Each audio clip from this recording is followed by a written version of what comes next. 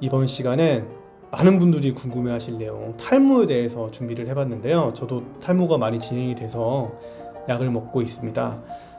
탈모 약의 종류에는 어떤 게 있고 어떻게 작용을 하는지 간단히 한번 말씀드려 볼게요. 첫 번째로 바르는 미녹시딜입니다. 미녹시딜은 원래 탈모 치료제가 아니었어요. 1970년에 고혈압 치료제로 개발된 약물이었는데 이게 웬일입니까?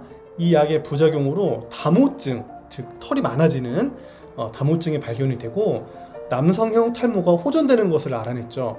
어떻게 탈모가 호전되었을지 여러 연구들이 이어졌고 현재는 미녹시딜이 머리카락의 혈류를 피의 흐름을 증가를 시켜서 모발의 성장을 증가시킨다고 알려져 있습니다.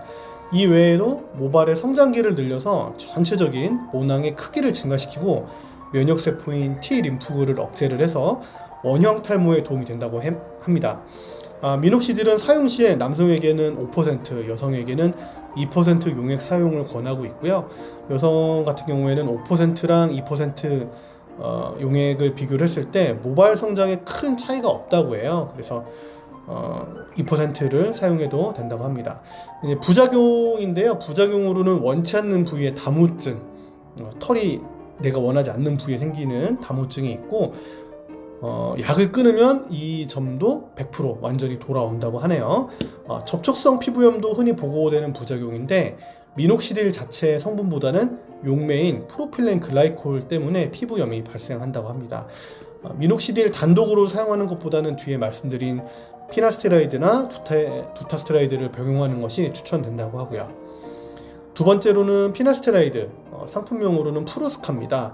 히포크라테스 시절에도 거세 남성에게서 탈모가 일어나지 않는 것을 눈여겨봤다고 해요. 탈모와 남성 호르몬의 관련성을 유추한 거죠. 제약회사도 이를 주목을 했습니다. 남성 호르몬을 어떻게 효과적으로 줄여야지 탈모를 방지할 수 있을까, 이걸 연구를 했다는 거예요. 그렇게 개발된 약이 피나스테라이드입니다. 남성 호르몬 중에 여러분 많이 아시는 그 테스토스테론 있죠? 테스토스테론, 이것이 대사가 되면 DHT라는 대사 산물이 나오는데 이 DHT가 탈모의 원인으로 밝혀졌습니다. 이 대사 과정을 막아주는 거예요. 뭐가? 피나스테라이드가.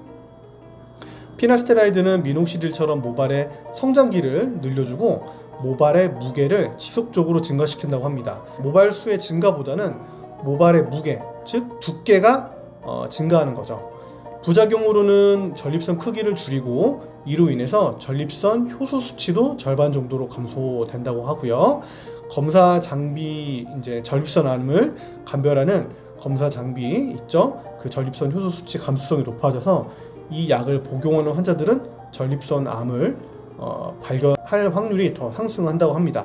하지만 여기서 이제 오해하지 마셔야 될 게 피나스테라이드가 전립선암을 촉진한다거나 억제하는 역할이 있느냐, 그거는 아니라는 거예요. 그리고 현재까지는 정자의 수나 형태에 대해서 악영향을 끼친다는 보고는 없고요. 약물 복용을 중단할 경우에는 이 정액 수치가 호전된다고 합니다.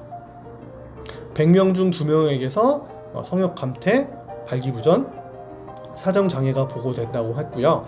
이것 역시 약을 중단하면 회복되었다가 재복용 시 증상이 다시 발생한다고 하였습니다. 미녹시딜이랑 같이 병용 사용을 추천을 하고요. 피나스테라이드가 좋은 이유는 하루 중 어느 시간에도 복용이 가능하다는 점이에요. 약효를 보기 위해서는 1년간 지속 사용을 권장하고요. 1년 후에 결과가 미흡할 경우엔 두타스테라이드로 약 처방을 변경할 수 있다고 합니다. 세 번째로 두타스테라이드, 아보다트 상품명인데요.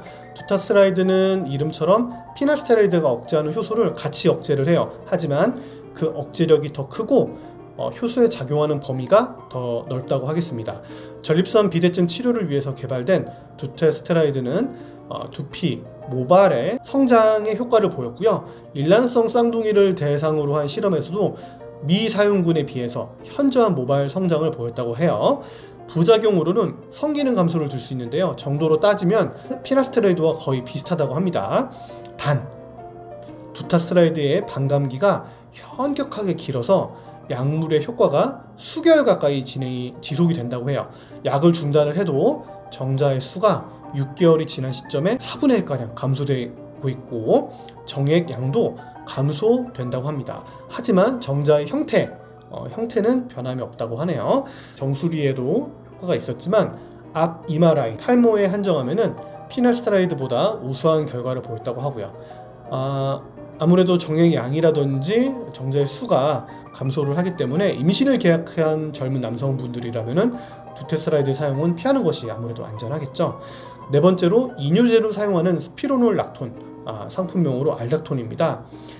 이뇨제를 왜 사용을 하느냐 하는데, 기전을 살펴보면 스피로놀락톤은 안드로겐 생성을 늦추고 결국 테스토스테론 생성을 억제하는 기전으로 탈모를 방지를 합니다.